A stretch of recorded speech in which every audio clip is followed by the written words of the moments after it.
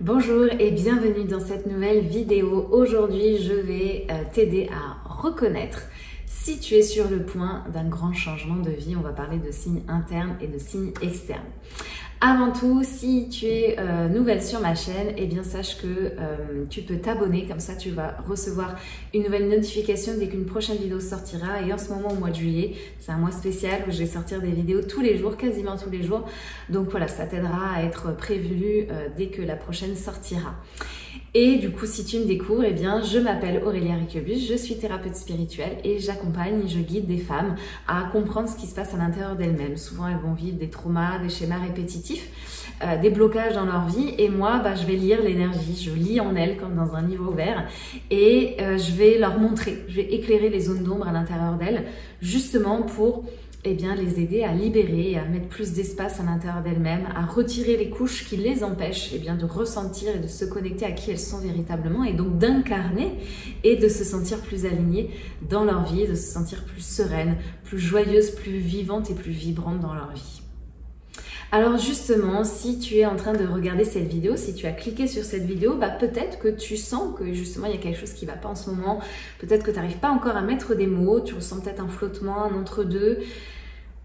Voilà, comme s'il y avait une page qui était en train de se tourner, mais en même temps, tu as l'impression de ne pas avoir commencé à écrire la suivante. Enfin voilà, tu es un peu le cul entre deux chaises et peut-être que ce que tu es en train de vivre aujourd'hui, c'est peut-être le prélude d'un grand changement de vie. C'est pas un chaos, mais c'est juste qu'il y a une métamorphose en cours et que ça, c'est juste les symptômes d'un nouveau chapitre qui va s'ouvrir pour toi. Alors, si c'est le cas, je vais te guider dans les signes internes et externes qui peuvent justement te permettre de comprendre si c'est effectivement ce que tu es en train de vivre aujourd'hui.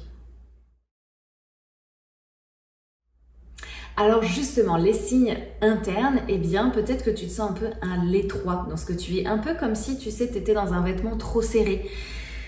Tu as envie de t'étirer, de pousser les choses. Parfois, je mime les gestes parce que parfois, c'est vraiment ce qu'on ressent physiquement. Tu vois, si tu devais poser des mots sur ce que tu ressens, ça pourrait être ça, comme un vêtement trop petit. Avant, oui, ça te convenait, c'était la bonne taille, mais ça l'est plus. Tes centres d'intérêt, ils changent, peut-être que il y a certaines relations, tu te sens plus aligné, tu sais pas trop pourquoi, ou peut-être des projets de vie, tu dis mais mince, je comprends pas, j'ai toujours voulu ça et aujourd'hui ça me fait plus trop envie. T'as envie de ralentir, t'as envie de trouver du sens à ce que tu fais, t'as envie d'avoir plus de silence. Mais peut-être que tu sais pas encore exactement finalement ce que tu voudrais. Ce que tu vis, c'est un peu comme un sevrage énergétique. C'est-à-dire que l'ancienne version de toi-même, elle est plus aux commandes. Il y a quelque chose qui est en train de s'effondrer tout doucement, en douceur. Il y a plus de repères.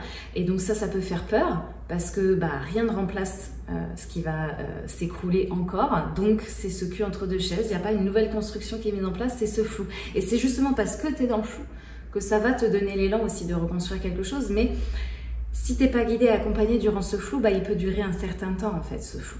Donc là, c'est juste prendre conscience que ok, tout va bien, c'est juste que ma conscience, il y a une mutation en cours, je ne suis pas perdue, je suis juste en transition et c'est ok.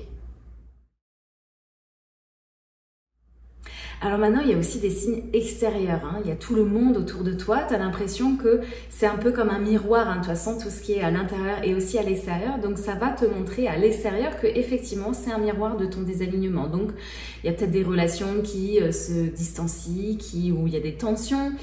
Peut-être qu'il y a des opportunités qui disparaissent comme ça sans raison et tu comprends pas pourquoi. Peut-être même qu'il y en a des nouvelles à d'autres endroits qui apparaissent et tu comprends pas non plus pourquoi. Parce que pourquoi je comprends pas, c'est pas censé être mon truc. Peut-être qu'il y a des lieux, des habitudes, des routines qui t'épuisent. Et en même temps, comme je te disais, il y a peut-être d'autres choses, des phrases, des signes, des lectures, des rencontres qui sont en train d'ouvrir une brèche, qui sont en train de pointer du doigt une autre fréquence et t'oses pas aller encore pleinement là-dedans parce que justement, le mental, il dit c'est l'inconnu, je comprends pas. C'est ce fameux truc de flou, tu vois. Donc ça, c'est pas du tout un hasard, c'est juste que on prépare le terrain, voilà. Donc on sent qu'il y a quelque chose de plus grand que toi qui te pousse. Le mental, il va essayer d'expliquer, de rationaliser, il va essayer d'imaginer aussi, parce que c'est son but, comme il n'aime pas l'inconnu, il va essayer d'imaginer ce que ça pourrait être, mais spoiler, ça sera jamais comme ton mental l'avait imaginé.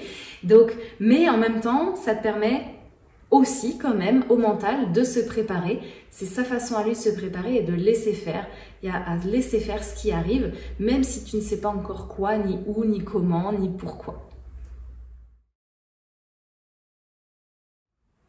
Alors justement, comment est-ce qu'on fait pour accueillir ce flou?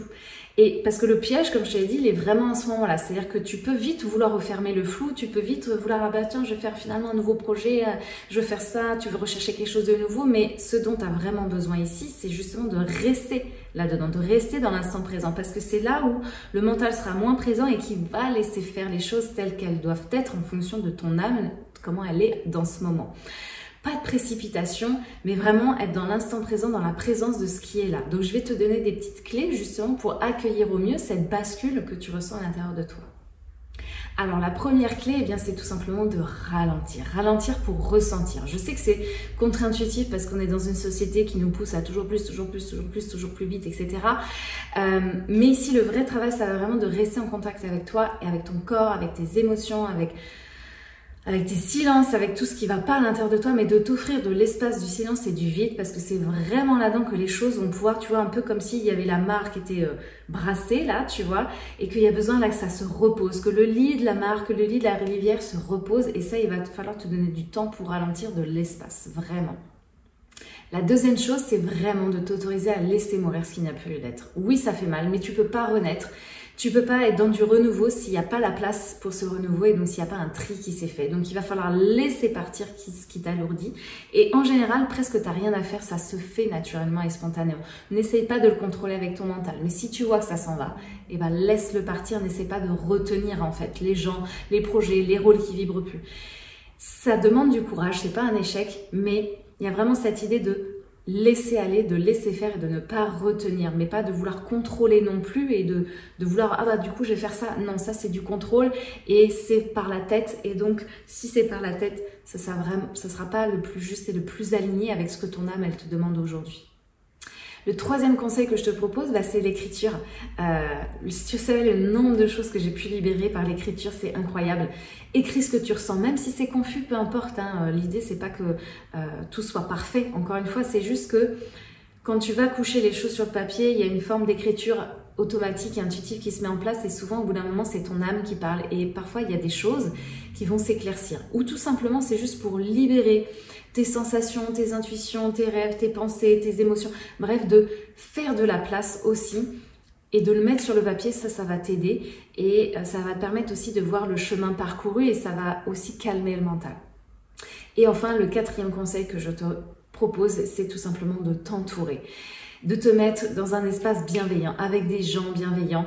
Ce genre de transition, ça peut être très difficile à vivre seul, vraiment. Donc si tu peux trouver des gens qui vivent la même chose, un cercle, un accompagnement, un miroir justement, qui t'aide à rester connecté, tu vois. Si à l'extérieur, il y a des gens bienveillants autour de toi qui te rassurent et qui te soutiennent, eh bien ça va t'aider à te soutenir et à te sentir bien à l'intérieur de toi. Donc même si ton ego il part en cacahuète, voilà, ne t'isole pas, mais choisis des présences qui sont vraies.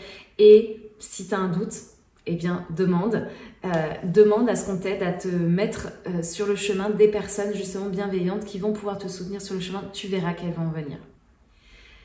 Voilà, j'espère que cette vidéo t'aura aidé. Je sais que le mental, il peut flipper, il peut dire je veux revenir à la normale, je veux lire le vieux chapitre. Mais non, le chapitre est terminé. Donc là, tu es vraiment en train de te retrouver. Plus tu avances, plus on chemine dans cette vie de toute façon, et plus on est là pour nous retrouver, pour se retrouver soi et se réaligner avec soi-même. Et toutes les expériences sont bonnes pour ça, même celles qui font mal et qui sont horribles avec notre perception mentale.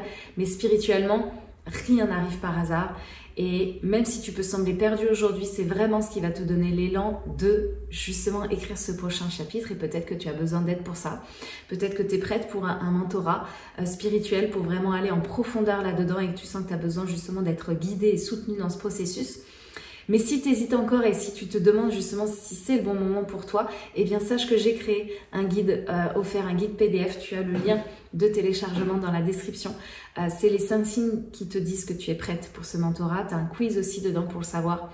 Et donc ça peut déjà être une première étape pour toi de compréhension et pour t'aider dans ce cheminement. Donc voilà, je t'encourage à le télécharger. Merci beaucoup de m'avoir écouté jusqu'au bout. Regardez jusqu'au bout. N'hésite pas à liker, commenter, partager. Voilà, je réponds à tous les commentaires. Et puis si tu as besoin de me parler en privé, il y a mon adresse mail également dans la description de la vidéo. Voilà, je te souhaite une très belle journée et je te dis à très bientôt, peut-être même à demain pour une prochaine vidéo. Salut, salut!